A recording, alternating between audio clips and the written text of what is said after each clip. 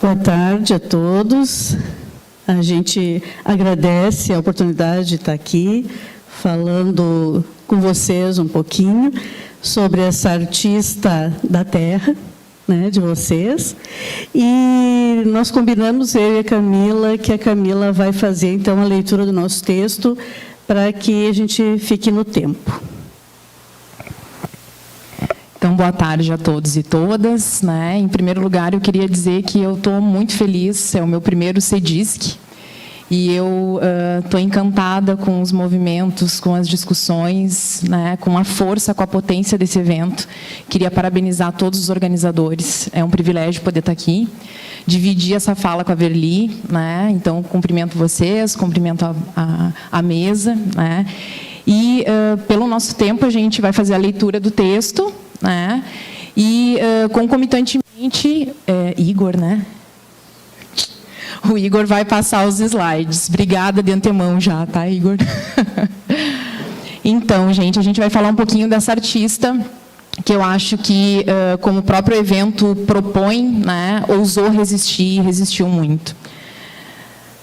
Primeiramente, eu preciso dizer que o trabalho que será aqui apresentado se encontra carregado de sentidos muito especiais para mim. Sentidos que dizem daqueles encontros potentes que temos ao longo da vida. O primeiro desses encontros foi com a Verli, que acreditou ser possível uma psicóloga se aventurar nos campos da análise de discurso e topou me acompanhar nesse processo de desbravamento, conhecimento, o que refletiu na possibilidade, então, de realização do meu doutorado no campo das letras. Aceitou o desafio. Agora estamos aqui juntas falando de uma artista que me conquistou pelas cores, que raptou meu olhar através dos traços. Foi um evento sobre o pensamento de Donald Winnicott, que é um autor que eu trabalho no âmbito da psicanálise, que eu me encontrei pela primeira vez com a obra da Eli. Encantada com essa artista, descobri com o tempo que tanto ela quanto sua obra estavam mais próximas em mim do que eu imaginava. O mundo ovo de Eli, criado por ela como terreno fértil e seguro para suas obras, se encontra localizado na rodovia entre Florianópolis e Santo Antônio de Lisboa. Eu acho interessante falar para vocês, tem muitas imagens que vão rolar nos slides, né, que trazem as obras da Eli, e também alguns registros que eu fiz quando tive a oportunidade de conhecer o mundo ovo. E aí quem fez esses registros foi o Matheus, o meu esposo, que disse que queria que eu falasse o nome dele aqui, que foi ele, então, que tirou as fotos. Ok, né? Tudo bem. A partir dessa descoberta, em 2015, então, eu agendei uma visita e fui conhecer o mundo ovo de Eli. Para minha surpresa, no final da visita, eu fui presenteada com um encontro com Eli. Eu não conhecia apenas as suas obras, mas sua simplicidade, sua fala mansa, sua força de vida, sua paixão pelas cores.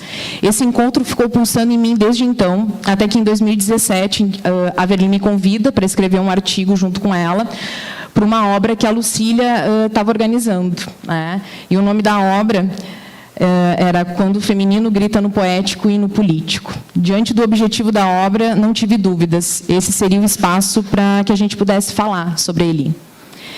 Hoje estamos aqui para apresentar, então, parte desse trabalho, a fim de refletir, através da obra dessa artista, o lugar do corpo, do feminino, da maternidade e da arte enquanto espaço de subjetivação. Aí estou eu, ó, conversando com a Eli. Eli nasceu, então, na cidade de Palhoça, em Florianópolis, em 1929. Aos 7 anos, Eli diz ter discutido com seus colegas, dizendo: eu não quero morar mais aqui, na Barra do Aririú, no município de Palhoça. Não me casarei com peixeiro, passarei fome, quero ser alguém na vida. Ainda nas palavras de Eli, minha mente não suportava corrupiar numa vida sem saída. Ainda criança, Eli parecia reconhecer essa necessidade de romper as cascas do ovo, desfazer certas amarras e assumir a autoria da sua própria vida, do seu próprio eu. Né? Aqui, então, a Eli nos faz pensar na afirmação de Peixet, né, de que não há dominação sem resistência. Dessa forma, mesmo interpelado pela ideologia, é possível o sujeito escapar, fugir, abrir brechas no espaço do dizer outro, mesmo que por um breve instante, movimentando sentidos a partir da resistência. Pois, como afirma Péchet, não há ritual sem falhas, enfraquecimento e brechas. Se só existe sujeito a partir da interpelação ideológica, só existe interpelação pela falta, pela falha. Essa é a condição do sujeito inscrito no simbólico, na relação entre a língua e a ideologia. Ele ousou resistir e ressignificar rituais enunciativos. Aos 23 anos, então, ele se forma professora de educação física e atua em uma escola na capital, e casa com José Urbano Reio, com quem teve 3 filhos. Foi apenas em 1962, aos 33 anos, que a arte se apresenta para Elie como lugar possível de existência do eu. Aí, Igor. Enquanto artista, Elie foi vista pelos críticos de arte como uma artista marginal, no sentido de desenvolver uma linguagem própria. Pintora, desenhista, escultora e ceramista autodidata, Elie inventou pelo menos 200 técnicas, usou tampas, vasos sanitários, saltos de sapatos, rolos de papel higiênico. Teceu fios elétricos com vassoura em uma época em que o reciclar era conhecido como fuçar no lixo. O trabalho único, classificado como arte incomum, na 16ª Bienal Internacional de São Paulo, em 1981, a projetou para fora do Brasil. No currículo da Elie, então, estão exposições individuais nos maiores museus do país e do mundo. Só na França, ela expôs mais de 40 vezes. Depois dessa apresentação breve da artista, então, passamos a entrar aos pouquinhos no seu mundo ovo, a fim de entender o universo e sobre o encontro de Elie com a arte. A história da artista Elie está, de certa forma, ligada à maternidade, disseram Katia Klock e Schultz, organizadoras da obra Óvulos de Elie, que retrata a vida e a arte da artista.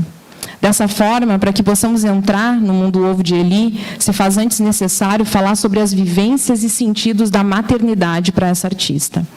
Foi na gravidez do seu segundo filho, em 54, que Elie parece ter rompido com a estabilidade e segurança existentes dentro do seu ovo. Nas palavras da artista: 2 dias após, comecei a sentir falta de ar, uma agonia. O ovo começou a borbulhar.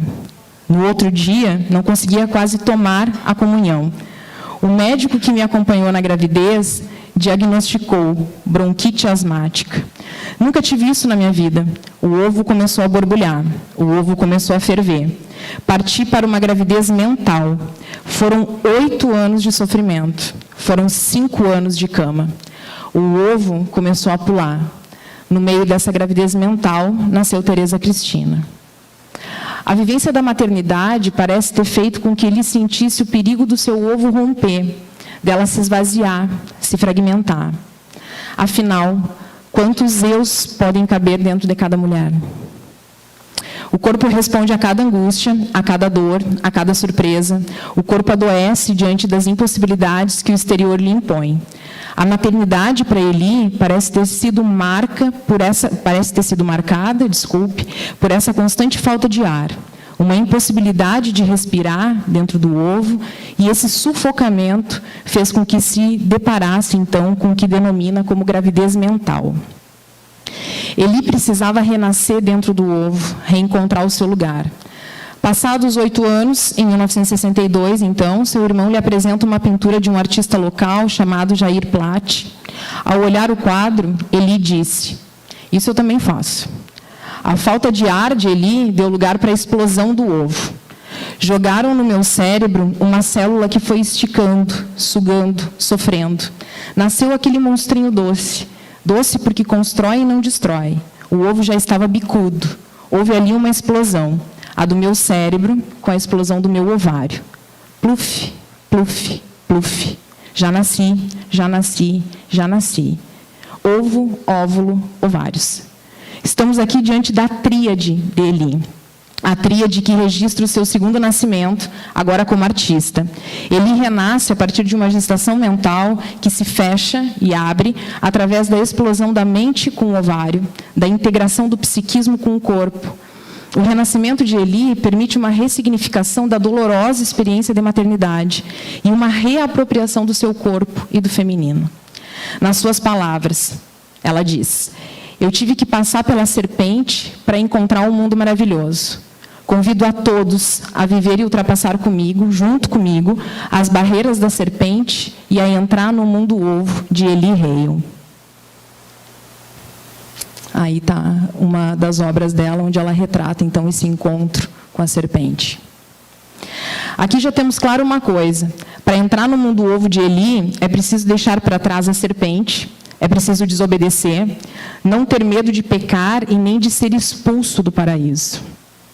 Eli supera e ultrapassa a serpente e, assim, ao invés de ser expulsa do paraíso, ele cria o próprio paraíso. Ao invés de Eva, Eli. Ao invés de mulher dócil e frágil, a mulher forte e pulsante.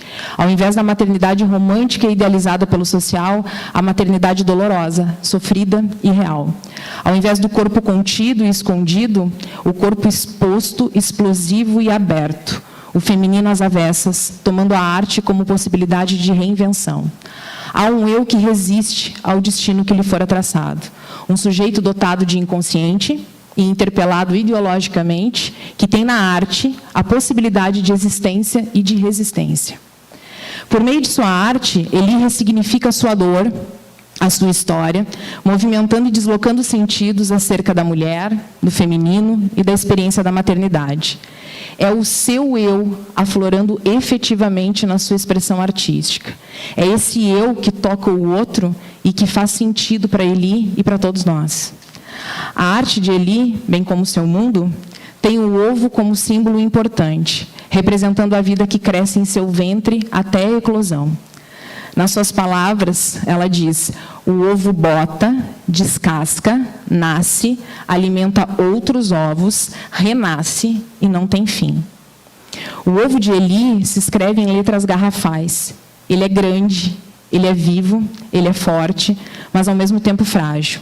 De trás para frente e de frente para trás, sempre a mesma coisa, o mesmo símbolo, mas sendo o ovo, pode ser sempre diferente. O que está dentro do ovo ninguém sabe. Para saber, é preciso quebrar o ovo. E ao quebrarmos o ovo, não temos mais o ovo. Restando apenas o conteúdo interno que transborda e se mistura com a realidade fora do ovo, dando vida aos seres mágicos, aos monstrinhos doces, como ele mesmo gostava de chamar suas produções. É Eli quem está dentro do ovo.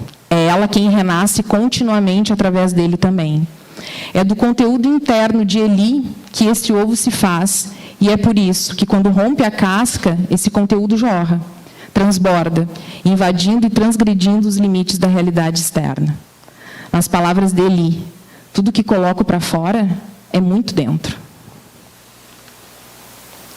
A obra de Eli é um enlaçamento de si na exterioridade do mundo, e assim podemos pensá-la como uma fratura no ritual e na ortopedia dessa semântica da certeza sobre a realidade, como bem nos diz Mariane.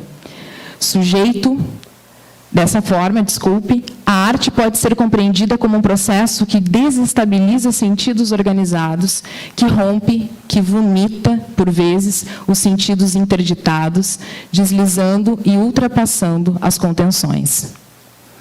As personagens de Eli, na sua maioria mulheres, insinuam um grito, uma dor, uma alucinação, e também uma espécie de libertação.